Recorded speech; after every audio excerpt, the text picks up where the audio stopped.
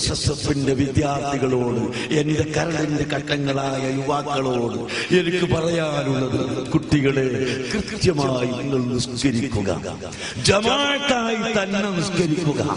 പള്ളിയിൽ പോയി ജമാഅത്തായി നിസ്കരിക്കുന്ന മനുഷ്യന് വലിയ നേട്ടങ്ങളുണ്ട് എന്ന് ഞാൻ ഓർമ്മപ്പെടുത്തുകയാണ്. ഒരു സാധാരണ മനുഷ്യന്റെ കഥ ഞാൻ ചിന്തിക്കുന്നു.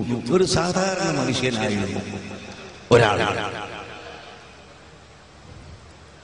അദ്ദേഹം ജമാഅത്ത് ഒഴിച്ചതായി ഞാൻ കണ്ടിട്ടില്ല. വ്യക്തമായി തന്നെ പറഞ്ഞാൽ എന്റെ ഭാര്യയുടെ പിതാവ് ഇത് പറയട്ടെ, അദ്ദേഹം ജമാഅത്ത് ഒഴിച്ചിട്ട് ഞാൻ കണ്ടിട്ടില്ല ജീവിതത്തിൽ.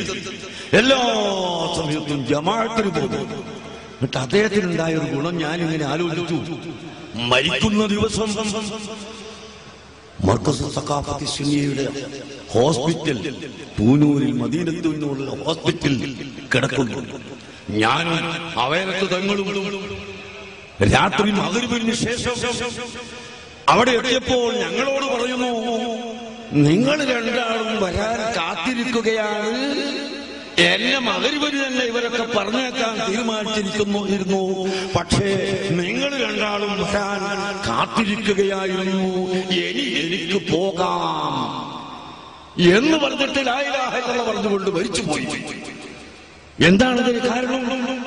ജീവിതത്തിൽ ജമാഅത്തായി നിസ്കരിക്കുന്ന ഏറ്റവും വലിയ പതിവുള്ള വ്യക്തിയായിരുന്നു. ഈ അടുത്ത കാലത്ത് എന്റെ ഒരു സഹോദരൻ മരിച്ചു. അദ്ദേഹത്തിന്റെയും സ്ഥിതി അത് തന്നെ.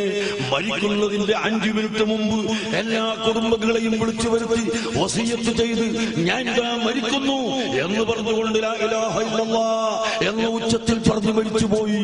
കാരണം അദ്ദേഹം ജമാഅത്ത് ഓടിക്കാറുണ്ടായിരുന്നില്ല.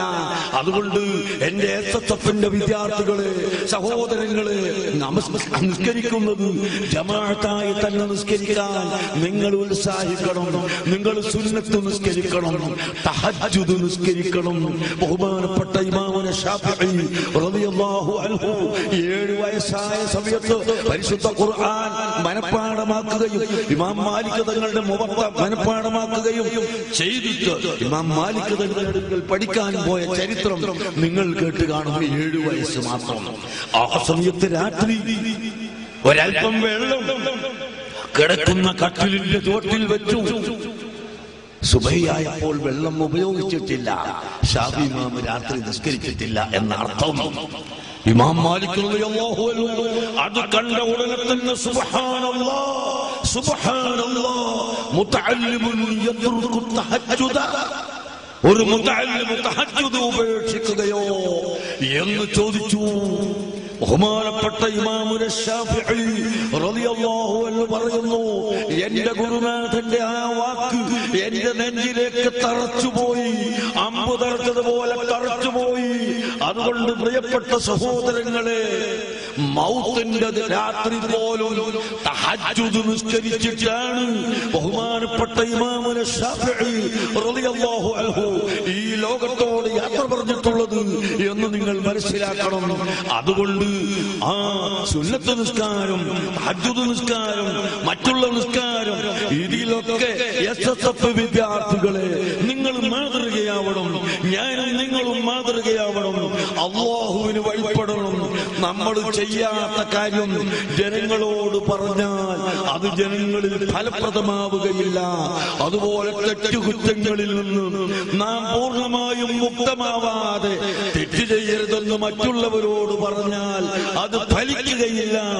അതുകൊണ്ട് നാം അല്ലാഹുവിനെ ഭയപ്പെടുക, രഹസ്യമായും പരസ്യമായും അല്ലാഹുവിനെ ഭയപ്പെടുക, അല്ലാഹുവിന്റെ ഇബാദത്ത് ചെയ്യുക. പൊതുജനങ്ങൾക്ക് വേണ്ടി നമ്മുടെ പ്രവർത്തനം ശക്തമാക്കുക, നമ്മുടെ യൂണിറ്റുകൾ ശക്തമാക്കുക.